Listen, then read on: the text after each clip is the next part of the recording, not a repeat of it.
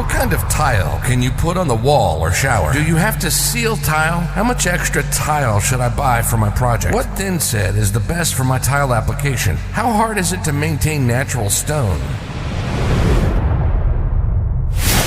You have questions, we have answers. Welcome to the Belk Tile Podcast.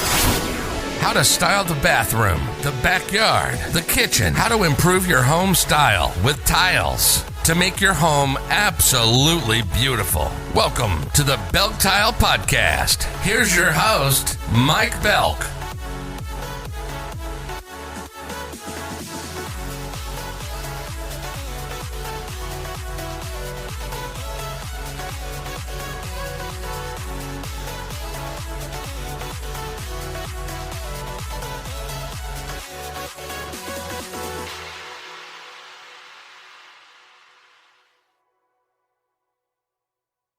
You know, Abby, there's something kind of primal about fireplaces. Studies actually show that sitting near a fire reduces stress significantly. There's this sensory effect, the warmth, the light, even the crackling sound that triggers relaxation and makes you feel safer. We've evolved to associate those things with survival. Absolutely. It's not just practical. There's this emotional layer too. Growing up, the fireplace was like the centerpiece of every holiday in my house. It anchored the family, like that's where our memories were made. Of course, that might be why I obsess over how they look now. It makes sense. I mean, fireplaces draw people together, right? Whether it's swapping stories or these days just sitting there scrolling on your phone. But still, they create this shared space that feels grounding. Yeah, totally grounding. And isn't that part of why they're popular? They're not just about heat, they're about the vibe, the connection. We can't ignore how they make a house feel like home. Exactly. That's why design is so important here. It's not just a feature, it's the emotional heartbeat of the room. And like you said, it's where moments happen, where memories are built. Honestly, that part doesn't get talked about enough.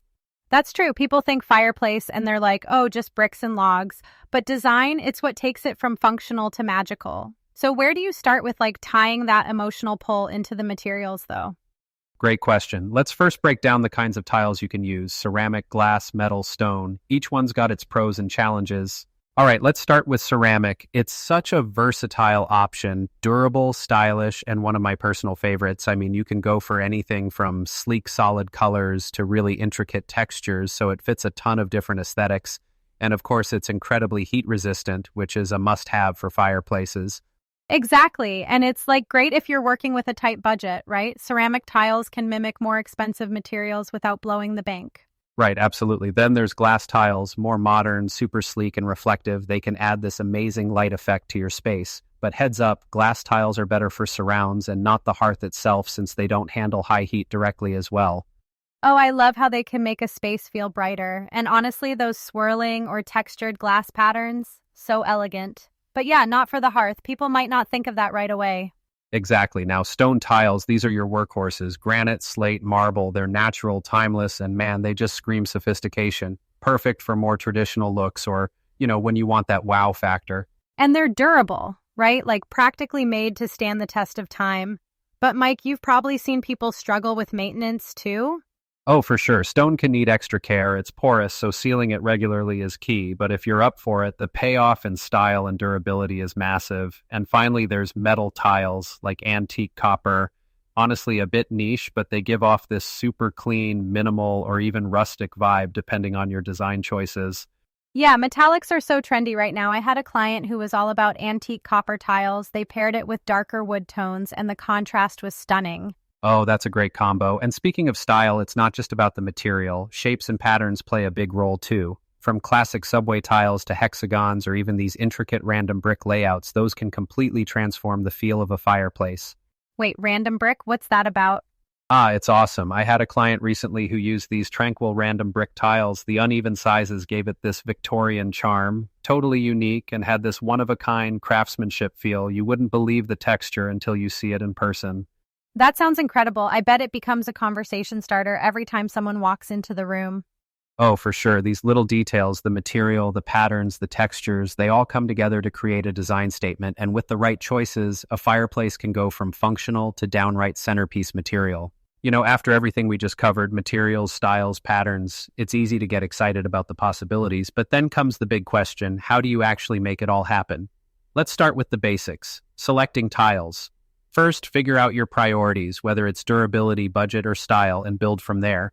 Abby, remember that story you told me about transforming a fireplace with, what was it, the magical forest crystal lagoon tiles?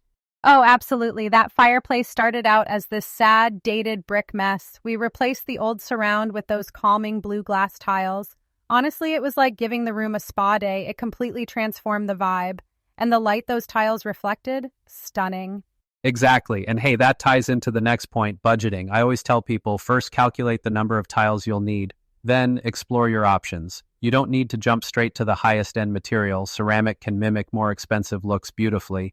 And mixing materials like glass for the surround and stone for the hearth can keep costs reasonable while maximizing impact.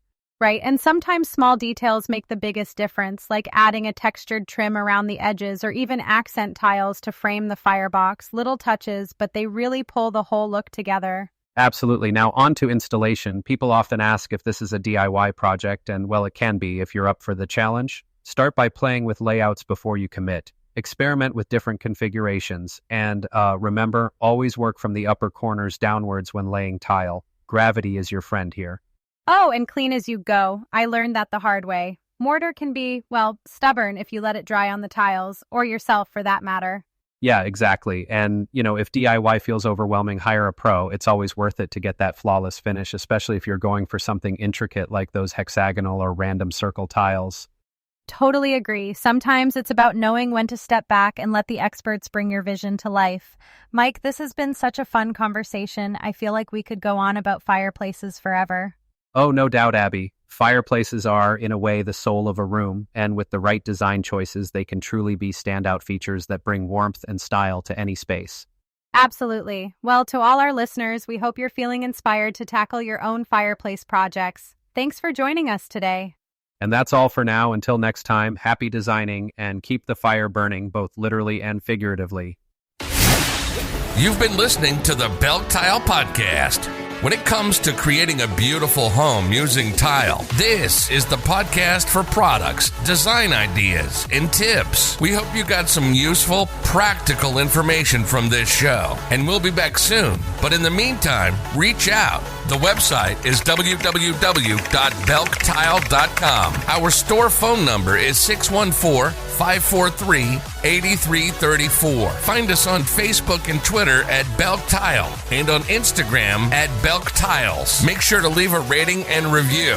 And if you have questions or comments, reach out. And we'll talk about it on the next show. Till next time.